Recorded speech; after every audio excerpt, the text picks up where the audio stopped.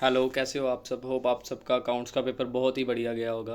तो चलते जल्दी जल्दी से लो की एनालिसिस शुरू करते हैं। सबसे पहले तो यार पेपर की स्टार्टिंग में मैं आपको दिखा दूं।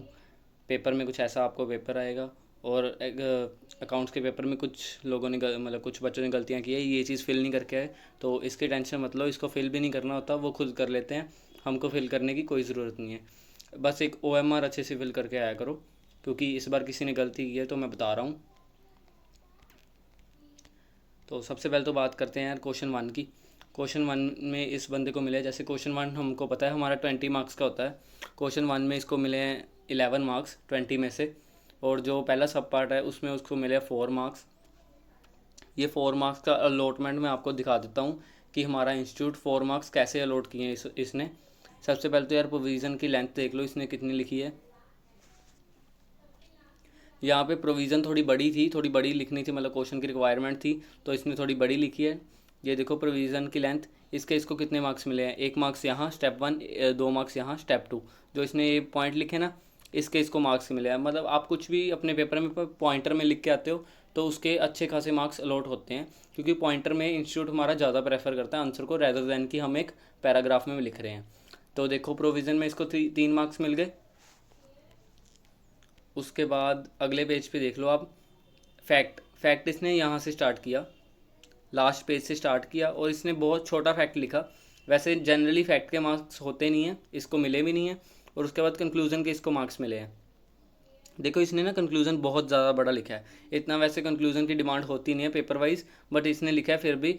तो ये देखो कंक्लूजन इसने इतना बड़ा लिखा, इतना रेलेवेंट नहीं था, तो पहले यहाँ पे ये स्टेप इसका क्वेश्चन मार्क डाला, क्योंकि इतनी चीज़ ना प्रोविज़न की इतनी रेलेवेंट नहीं थी। इसने फैक्ट भी बीच में ही थोड़ा लिखा हुआ था कंक्लूजन के, और बस ये रेलेवेंट चीज़ें कुछ थी नीचे, तो इसको 1 मार्क्स मिले हैं। तो आप इस चीज़ से इंटरप्रेट कर सकते हो कि आपको प्रोविज़न के मार्क्स मिलते हैं और नीचे कंक्लूजन के मार्क्स मिलते हैं, फैक्ट्स के कोई मार्क्स नहीं होते। और कंक्लूजन भी थोड़ा अच्छे से लिखना होता है, नहीं तो मार्क्स डिडक्ट हो जाते हैं कंक्लूजन में। और आप सब ये वाला टेलीग्राम चैनल भी ज्वाइन कर लो, लिंक मैं डिस्क्रिप्शन में दे दूंगा।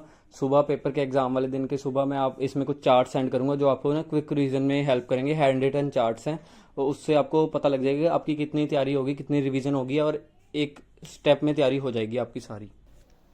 नेक्स्ट क्वेश्चन पे आते हैं। नेक्स्ट क्वेश्चन है हमारा, एक मिनट, 1B का ए। मतलब इसमें इसको सिर्फ 1 मार्क्स अलॉट हुआ है, सिर्फ 1 मार्क्स। क्यों? इसका ये चीज़ देख लो। इसकी इधर ना प्रोविज़न पे क्वेश्चन मार्क है, इसकी इधर प्रोविज़न ही गलत है।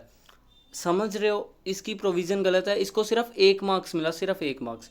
तो मेन आपके मार्क्स सिर्फ होते ही प्रोविज़न के हैं। तो ये चीज़ तो समझ के जाना कि यहाँ पे आपने प्रोविज़न लिखनी है, उसके बाद अपने पॉइंटर बनाने हैं, मतलब जो भी पॉइंटर रेलेवेंट होंगे पॉइंट बनाने हैं, और उसके आपको मार्क्स मिलेंगे, रेदर देन कि आपको गलत प्रोविज़न, मतलब आप प्रोविज़न में कुछ भी इधर उधर का लिख के आ रहे हो, उसके आपको मार्क्स नहीं मिलने वाले। BCom वाला सिस्टम नहीं चलेगा इधर।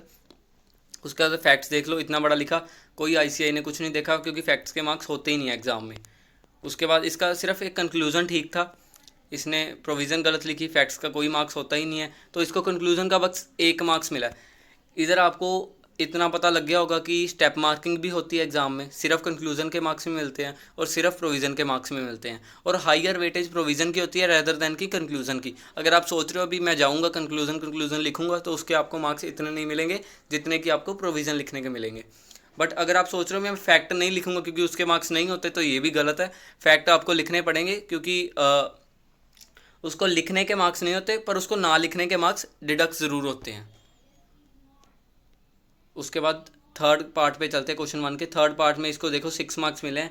पहले में इसको मिले थे 4, दूसरे में इसको मिले थे 1, और इसमें इसको मिला है 6, टोटल बन के 11 मार्क्स हो गए।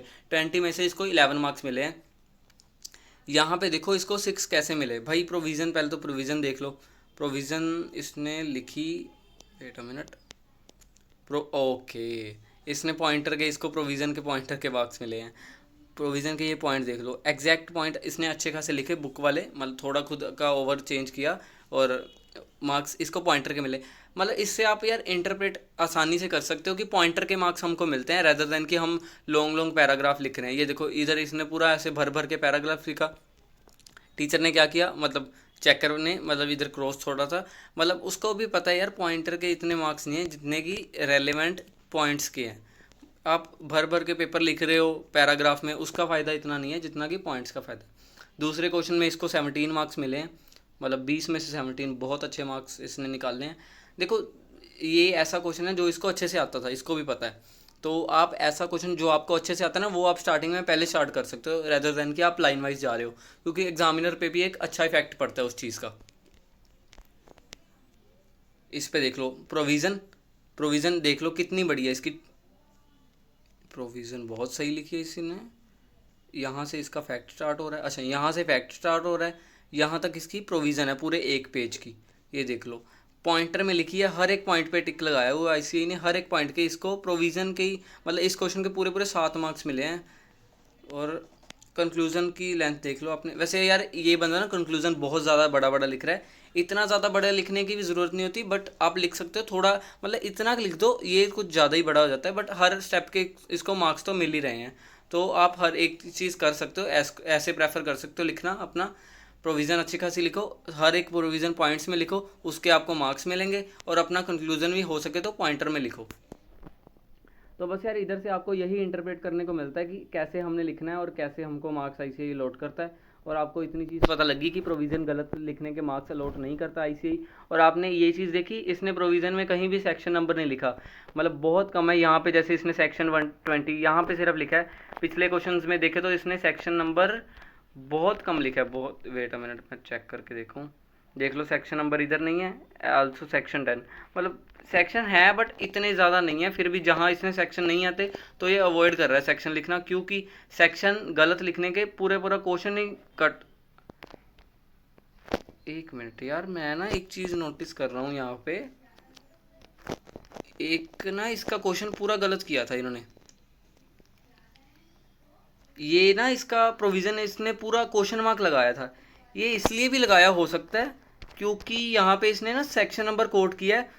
हो सकता है ये गलत हो, वैसे मुझे पता नहीं है, ये सही भी हो सकता है, बट हो सकता है ये गलत हो। अगर आप पेपर में ऐसे कर रहे हो कि आप गलत सेक्शन कोट कर रहे हो ना, तो आपका क्वेश्चन पूरा ही क्रॉस, मतलब चेक ही नहीं होगा, जैसे कि इसका यहाँ पे नहीं हुआ चेक। हो सकता है इसका यार गलत हो सकता है ये सेक्शन नंबर, बट आप प्रेफर करना यार जो सेक्शन आता है वही लिख के आओ, जो नहीं आता उसको छोड़ के आओ। लिखने की ज़रूरत नहीं है, धक्का नहीं करना अपने को एग्जाम में, सिर्फ जो आता है वो लिखो, नहीं तो छोड़ो सेक्शन नंबर।